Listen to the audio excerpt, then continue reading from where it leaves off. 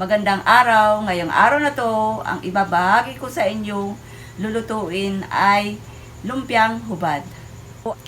Ito po ay tamang-tama dahil sa darating naman na araw, dapat tayo ay konting diet. Ito ay vegetable lamang. Ito po ang aking mga ingredients.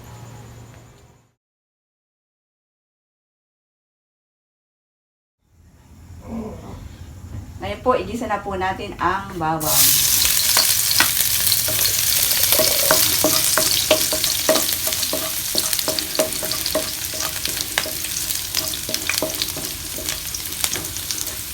Sibuyas.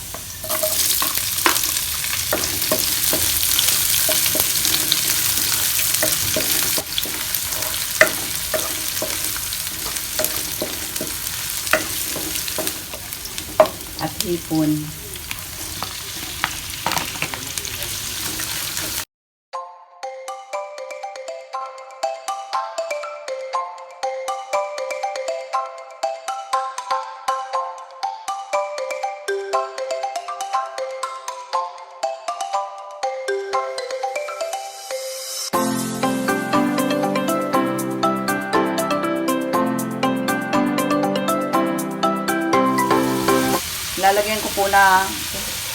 Lalagyan ko po konting asin para yung hipon lumasa. Lumasa sa hipon yung konting asin. At ngayon po, dahil napula na siya, okay na siya, lagalagay ko naman po itong singkamas. Singkamas po ito.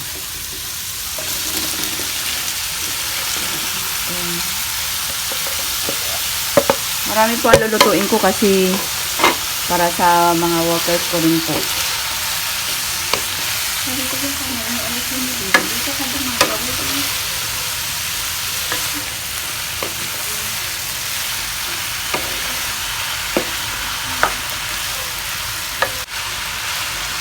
Hintayin po natin ito mga 3 minutes po para maluto ng konti. Saka natin ilalagay yung kamote naman. Haluin po natin na madalas para magpare-parehas ang luto ng singkamas. Pag medyo lanta na po siya, ilalagay naman yung kamote. Marami po niluluto ko kasi dahil nga po sa mga workers ko rin kasama na po sila. Ikasan mo.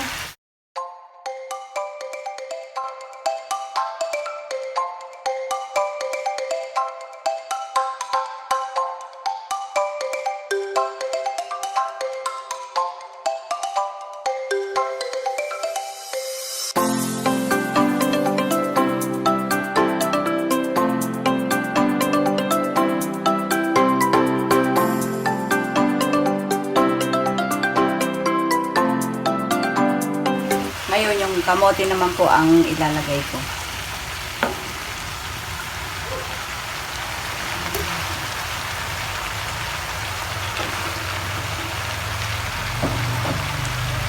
Maraming kamote para manamis-namis po.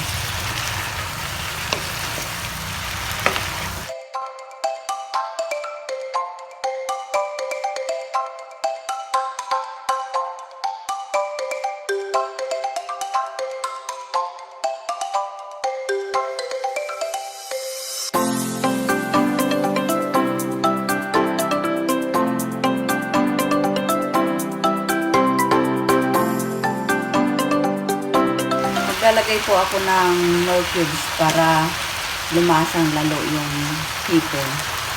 Isa lang po naman. Lagay naman po natin itong carrot.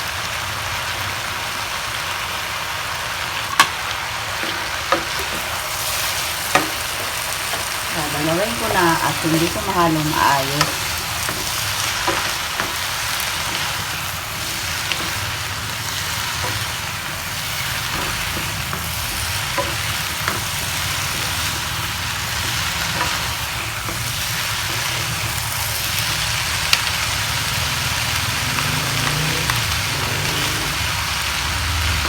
Lalagyan ko na po siya ng asin.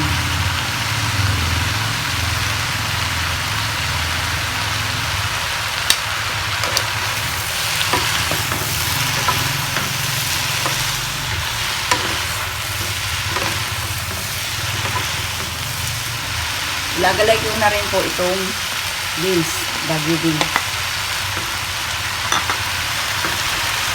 At gano'n na rin po itong bell pepper.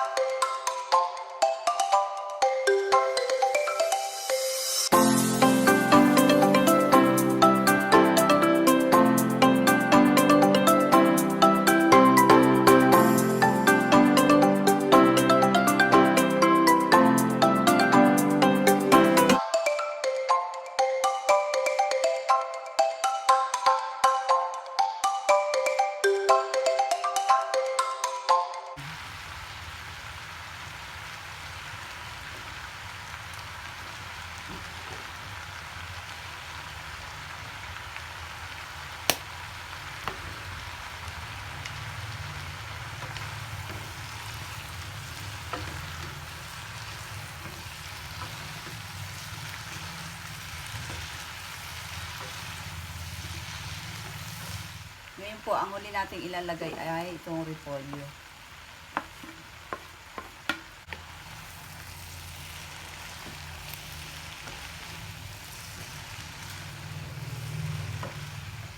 Marami po ito kasi kailangan kong damihan kasi yung workers ko po marami po sila ngayon.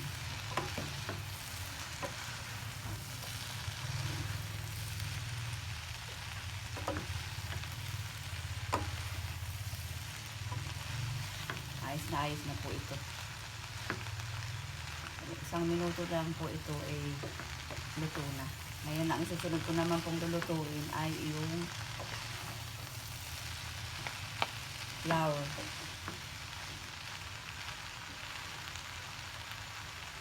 Ang susunod ko naman po dito ay yung sauce na pagsasawsawan nito.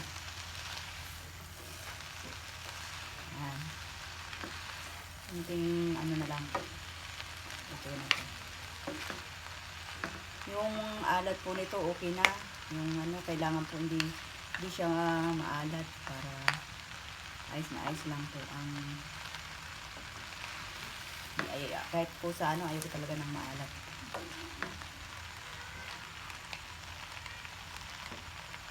Ayan, done na po. After 1 minute na pagkalagay ko ng repolyo ay luto na siya. Mas masarap po yung crunchy pa. Okay. Ngayon po, ang isusunod ko pong lutuin ay sauce na sasawsawan nito. Okay. Para naman po sa sauce, magtutunaw po tayo ng cornstarch. Lalagyan ko po siya ng 1/8 cups na cornstarch. Ayan. Tapos, haluin po natin maigi nang matunaw yung cornstarch. Tapos, ilalagay ko na rin po yung bawang. Hindi ko muna po siya sisindihan kasi kailangan yung harina ay malusaw muna yung cornstarch.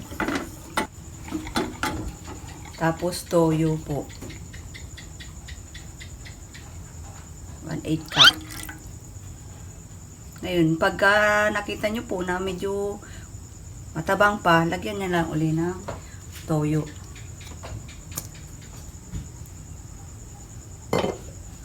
Buksan ko na po yung apoy para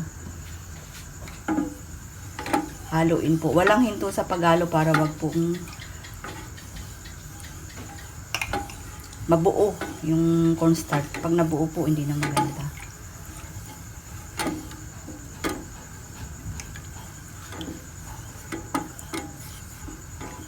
Natikman na po ng anak ko yung niluto ko na lumpia. Masarap daw.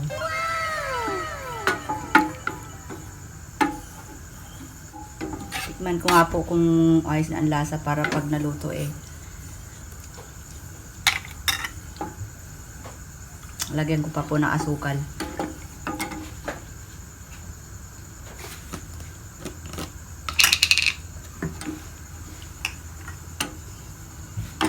Mga 2 pong ganito. Masarap po kasi manamis-namis. Ngayon, titikman nyo naman po kung ayos na ang lasa. Di, pag kulang po, di dagdag na lang po ng dagdag. Kaya kailangan titikman din. At pagkakulang, dadagdagan ng alat. Yung ganun. Kaya wag po munang agad-agad maglalagay ng maraming asin or toyo.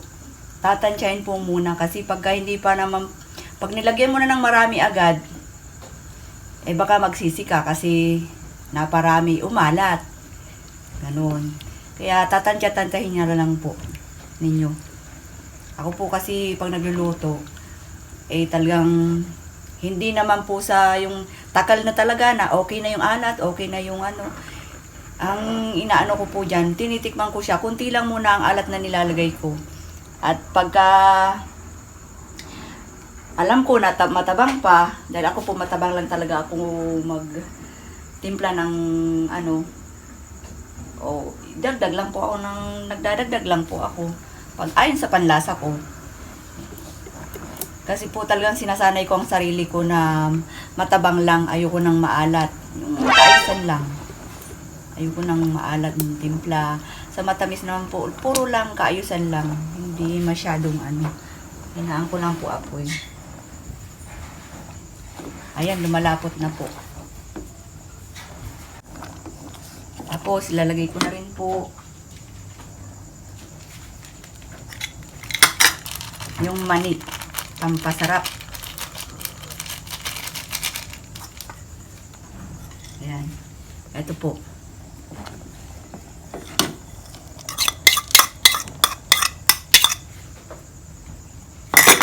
Ang pagluluto naman po tansya-tansyahan din Kasi wag lang pong dadamihan agad ng asin. Kasi baka mapaalat. Yun na nga po sabi ko, baka mapaalat. Mahirap ng habulan.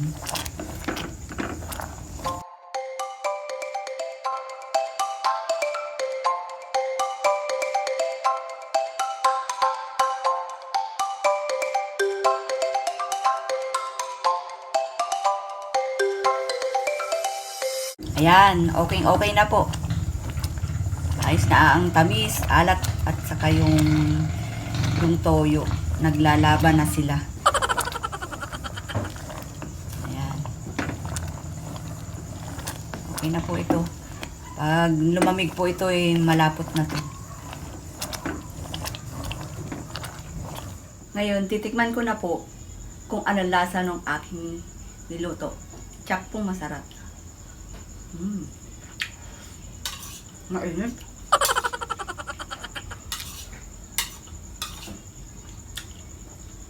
Sarap. Mainit.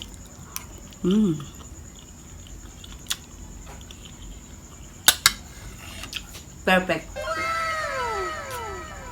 Lutuin niyo po ngayong mahal na araw. Kahit na kung okasyon, masarap po itong lumpiang hubad.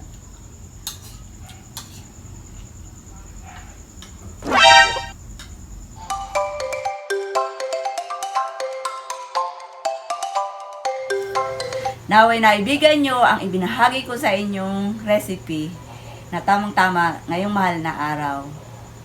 Comment down any topic na gusto nyong pag-usapan. Don't forget to like and subscribe. Thank you!